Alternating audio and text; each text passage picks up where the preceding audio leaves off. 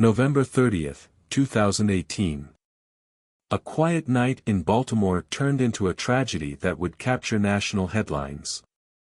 A wife's simple act of generosity ended in her untimely death, leaving a family and an entire community reeling. But as the investigation unfolded, a chilling question emerged: was this truly a random act of violence? Stay with us as we uncover the murder of Jacquelyn Smith, a case that revealed shocking betrayals and changed everything we thought we knew about those closest to us. Jacquelyn Smith was a 54-year-old electrical engineer who dedicated her life to her career and family. Her colleagues admired her precision and work ethic, but beyond her professional accomplishments, Jacquelyn was celebrated for her kind heart. Friends and family often spoke of her selflessness, recounting stories of her quiet acts of generosity, whether helping a stranger in need or supporting her community. She was not just a wife and stepmother but a symbol of compassion for those who knew her. On the night of November 30th, 2018, Jacquelyn, her husband Keith Smith, and her stepdaughter Valeria were driving home after a celebration. The chill of late November hung in the air as the streets of East Baltimore lay quiet, dimly lit by scattered streetlights. The family's mood was reflective, the kind you might expect after a meaningful gathering. According to Keith, the tranquil drive was interrupted when Jacquelyn noticed a woman standing on the side of the road. The woman held a cardboard sign, scrawled with a message pleading for help to feed her baby. Beside her was an empty stroller, a stark image against the urban backdrop. Keith would later recount how Jacquelyn's face softened at the sight, how she voiced her concern for the woman's plight, and how her instincts compelled her to act. Jacquelyn asked Keith to slow the car. As they stopped near the woman, Jacquelyn rolled down the passenger side window and reached out to hand her some money. Keith described the moment as fleeting yet impactful, a kind gesture in an otherwise ordinary evening. But then, chaos erupted. Out of nowhere, a man approached the car. Keith claimed the man thanked Jacquelyn for her kindness before lunging at her with a knife. In a matter of seconds, the man grabbed her necklace, stabbed her, and ran off with the woman, disappearing into the shadows. Keith, panicked, reportedly got out of the car and gave chase, but the attackers were gone. When he returned, Jacquelyn was slumped over, bleeding profusely. The scene painted a chilling picture: a loving wife who had stopped to help someone in need, only to pay the ultimate price. Keith called emergency services as Valeria wept in the back seat, the car now a chaotic mix of blood and confusion. By the time paramedics arrived, Jacquelyn's condition was critical. She was rushed to the hospital, but despite medical efforts, she succumbed to her injuries. News of the incident spread rapidly. The shocking circumstances surrounding Jacquelyn's death resonated deeply, prompting public outrage and sorrow. Baltimore residents grieved for the woman whose compassion had led her to an untimely end. Vigils were held, and debates arose over safety and the risks of helping strangers in vulnerable areas. Jacquelyn's death became a somber reflection of both her kindness and the dangers that sometimes accompany it. But as authorities began to piece together the details, the initial narrative would soon take an unexpected turn, one that would challenge everything the public thought they knew about the case. The police quickly initiated an investigation into what, at first glance, appeared to be a random and brutal crime. Keith Smith's account of the events painted a picture of a robbery gone tragically wrong, a crime born from desperation on the streets of Baltimore. His story suggested that Jacquelyn's kind gesture had been exploited in the worst possible way. For detectives, the initial focus was clear: track down the alleged panhandlers and bring them to justice. When officers arrived at the hospital, they were met with a harrowing sight. Jacquelyn's body lay still on the stretcher, her wounds stark against her lifeless form. The scene in the car had been equally devastating. The passenger seat was drenched in blood, its crimson stain spreading across the upholstery. The dashboard bore faint smudges, likely from frantic attempts to stop the bleeding. The windows, still fogged from the cold night air, framed a crime scene that felt both chaotic and eerily silent. Keith and Valeria were visibly shaken when they spoke with officers. Keith's voice trembled as he recounted the attack, his words often interrupted by heavy sighs. Valeria, seated nearby, clutched her coat tightly, her face a portrait of shock and sorrow. To the officers, their grief seemed genuine, their pain unmistakable. The community was quick to respond to the tragedy. News of Jacquelyn's death spread rapidly, with headlines emphasizing the dangers of seemingly random acts of violence. Baltimore residents expressed their heartbreak, holding candlelight vigils to honor Jacquelyn's life and her compassionate spirit. Local leaders urged caution, warning against the risks of interacting with strangers, particularly in high-crime areas. Television segments and newspaper articles painted a sobering picture of urban life, where acts of kindness could end in catastrophe. Talk shows debated the societal implications of such crimes, questioning whether the culture of distrust between communities and individuals could ever be mended. Baltimore's streets, already fraught with challenges, now carried the added weight of fear. Authorities worked tirelessly to find the attackers, canvassing neighborhoods and interviewing witnesses. They distributed composite sketches based on Keith's descriptions and reviewed hours of surveillance footage from the area. Yet, as days turned into weeks, no suspects were identified. The lack of progress began to weigh heavily on the investigation. The media played its part in amplifying the urgency of the case. National outlets picked up the story, often framing it as a cautionary tale of urban dangers. Social media users shared posts calling for justice, some expressing frustration with the apparent lack of results. Others questioned how such a brutal crime could occur without anyone seeing or hearing something. For the Smith family, the pressure was immense. Keith appeared on news programs, recounting the harrowing details of that night with visible emotion. He described the attackers as opportunists who had preyed on Jacquelyn's kindness, turning her good deed into a fatal encounter. Valeria, though less vocal, stood by Keith during these appearances, her quiet demeanor interpreted as a reflection of her grief. Despite the growing public narrative, detectives began to notice inconsistencies in Keith's story. Small details didn't align with the evidence they were uncovering. Surveillance footage from the area, which should have captured the attackers fleeing, showed nothing of the sort.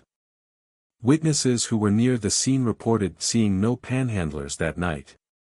The police, faced with these contradictions, began to shift their focus. What had initially seemed like a random act of violence now carried the weight of doubt.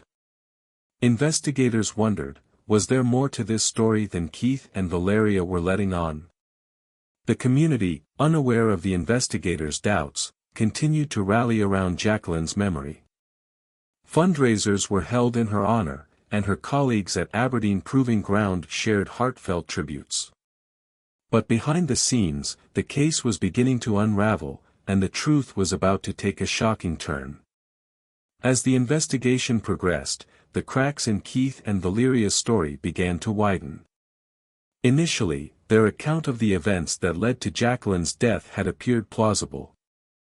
But detectives, methodical in their approach, started to notice discrepancies that could no longer be overlooked.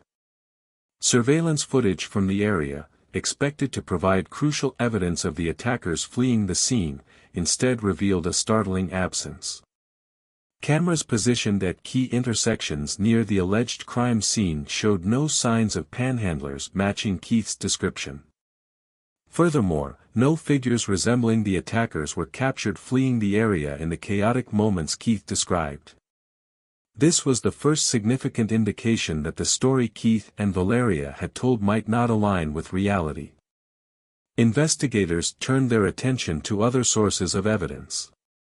They examined Keith's and Valeria's phone records, hoping to find leads that might corroborate their claims. What they discovered instead added another layer of doubt. Keith's phone activity on the night of the incident was inconsistent with his timeline. Calls and messages placed shortly after the alleged attack raised questions about his focus during what should have been a frantic attempt to save Jacquelyn's life. Further digging into Keith's background revealed financial troubles that painted him in a troubling light. Bank records showed mounting debts, including overdue payments and failed business ventures. Investigators uncovered that Keith had taken out a substantial life insurance policy on Jacquelyn, a policy that would have provided a financial windfall in the event of her death. This revelation turned the focus of the case from a random act of violence to a potentially premeditated act of greed. At the same time, forensic evidence from the car offered little to support the narrative of an external attack. The blood patterns and physical evidence inside the vehicle suggested that the assault had likely occurred within the confines of the car itself.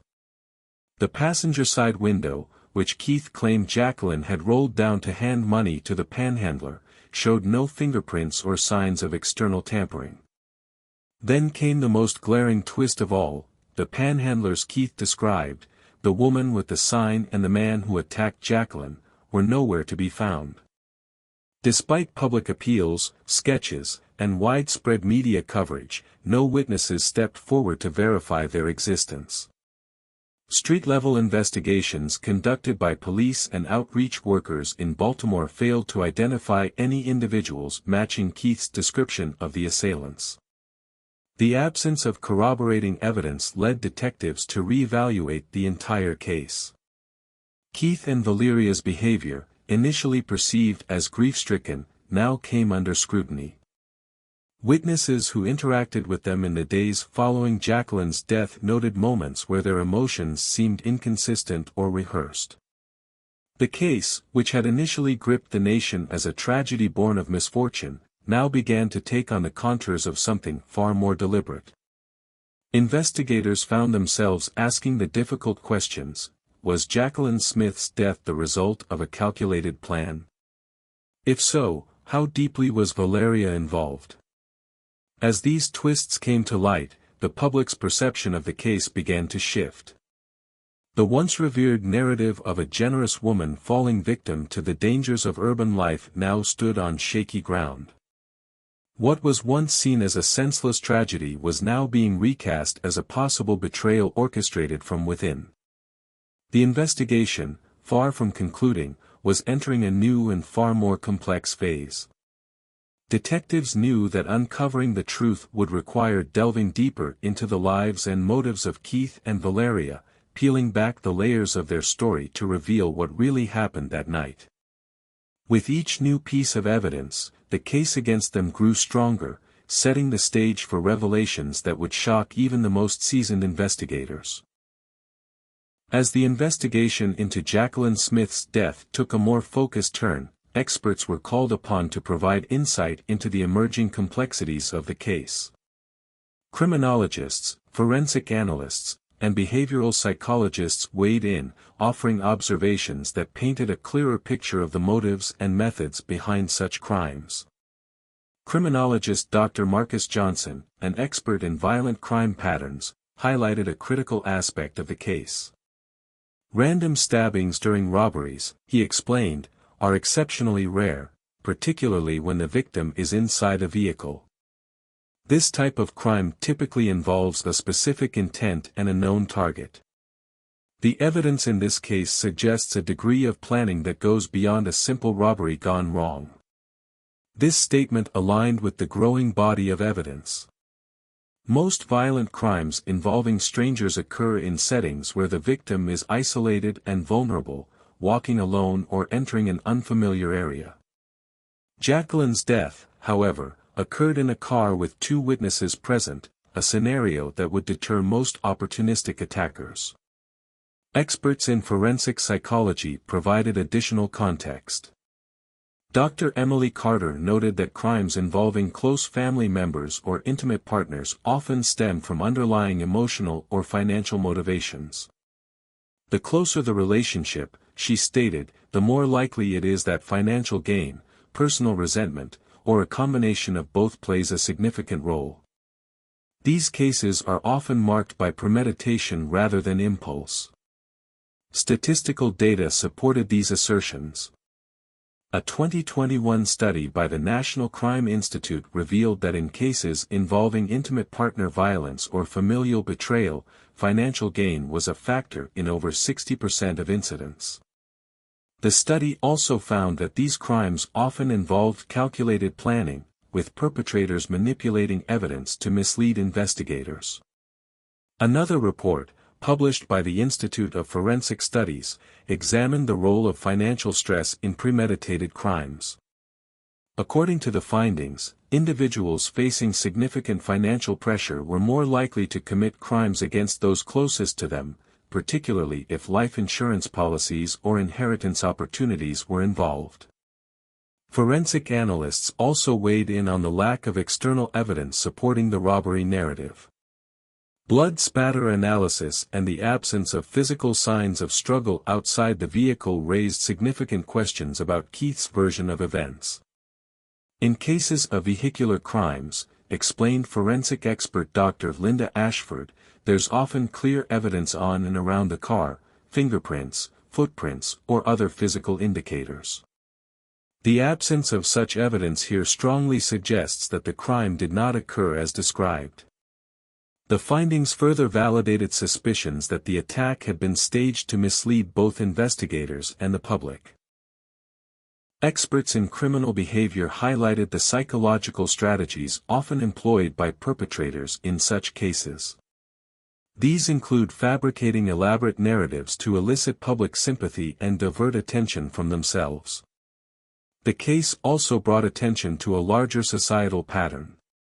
Financial motives in familial crimes are frequently tied to life insurance policies, and experts pointed out that perpetrators often see these payouts as a way to resolve personal financial crises. Jacquelyn's life insurance policy, taken out months before her death, became a focal point in understanding Keith's potential motive. While experts could not provide definitive answers, their insights added a layer of understanding to the complexities of the case. The evidence, analyzed through professional perspectives, pointed overwhelmingly toward premeditation and calculated deceit. These opinions and statistics reframed the narrative surrounding Jacquelyn's death. What had initially seemed like a senseless act of violence now appeared to be a carefully planned crime driven by greed. The expert analyses solidified the growing belief that the truth behind her murder lay not with strangers on the street, but within the confines of her own family. Even as the investigation uncovered a compelling case against Keith and Valeria Smith, several questions remained unanswered. The calculated nature of the crime, the attempt to frame panhandlers, and the emotional aftermath left behind a trail of uncertainties that lingered long after the trial. What led Keith and Valeria to believe they could execute such a plan and evade suspicion? Was this an act of desperation fueled by financial hardship, or was it a deliberate and cold-blooded plot? These questions probe deeper into their motives, revealing the complex layers of human behavior that investigators and psychologists alike struggle to fully understand. Keith's financial troubles provided a clear incentive, but they alone cannot explain the decision to murder someone he once professed to love. Did the weight of mounting debts cloud his judgment to the point where Jacquelyn's life became expendable, or had he harbored darker intentions long before that November night?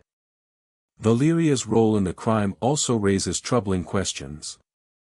As Jacquelyn's stepdaughter, her involvement suggests a betrayal that extends beyond financial motives. Was she manipulated by her father, or did she willingly participate out of loyalty or greed? The dynamic between Keith and Valeria remains a subject of speculation. To what extent was their relationship built on shared resentment toward Jacquelyn, and how did that resentment manifest into such a heinous act? The attempt to frame panhandlers for the crime adds another layer of complexity. Keith and Valeria constructed a narrative that exploited public fears and prejudices. Why did they believe this story would hold up under scrutiny? Was it a calculated attempt to divert suspicion, or did they underestimate the investigative rigor of law enforcement? Another lingering question revolves around the emotional aftermath of the crime.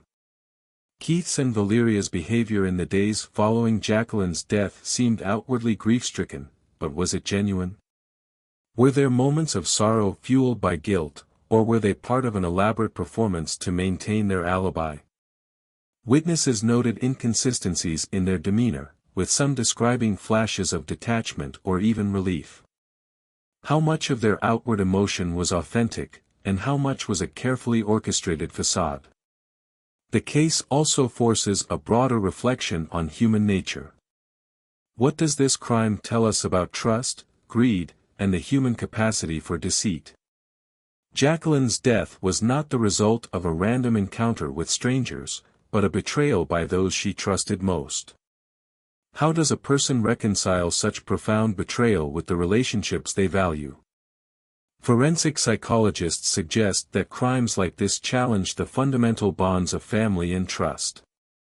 They force society to confront the uncomfortable truth that greed and self-interest can corrupt even the closest relationships. The notion that someone could manipulate, harm, or destroy a loved one for personal gain leaves a lasting impact, not just on the victim's family but on the collective psyche of a community. Even as the case moved through the courts and justice was served, these unanswered questions persisted. They serve as a haunting reminder of the complexities of human motivation and the devastating consequences of betrayal. They also leave room for speculation, inviting everyone, from investigators to the public, to consider what truly drives people to commit acts of unimaginable cruelty. The case of Jacquelyn Smith remains a cautionary tale. It warns against the perils of unchecked greed, the fragility of trust, and the darkness that can reside in those closest to us. Even with the evidence laid bare and the perpetrators held accountable, the emotional weight of the unanswered questions lingers, a shadow over a story that continues to resonate far beyond the streets of Baltimore. What do you think truly happened on that cold November night in Baltimore? Was this a calculated act of betrayal by a husband and stepdaughter driven by greed, or is there more to this story that remains hidden? Could desperation and poor judgment explain their actions, or does this case reveal something deeper about human nature and the lengths people will go to for personal gain? We'd love to hear your opinion and theories. Share them in the comments below, and let us know how this case affects with you. If you want to explore more stories that unravel the complexities of crime and justice, don't forget to like this video, share it with others, and subscribe to our channel. Turn on notifications so you won't miss our next deep examination of cases that challenge everything we think we know. The murder of Jacquelyn Smith stands as a tragic and heartbreaking reminder of how trust can be shattered by those we hold dearest. Her life, defined by kindness and generosity, was cut short in a way that no one should ever endure. It's a story that forces us to confront difficult questions about the nature of human relationships, the destructive power of greed, and the hidden darkness that can exist within even the most familiar bonds. As the years pass and her story fades from headlines, may Jacquelyn's memory serve as more than a reminder of the pain caused by betrayal. Let it also be a lasting call for accountability, for vigilance in seeking justice, and for valuing the lives and legacies of those taken too soon. Her story is not just about loss but about the enduring quest for truth and the importance of ensuring that those who commit such acts are held responsible. Thank you for watching, and for taking the time to remember Jacquelyn Smith with us.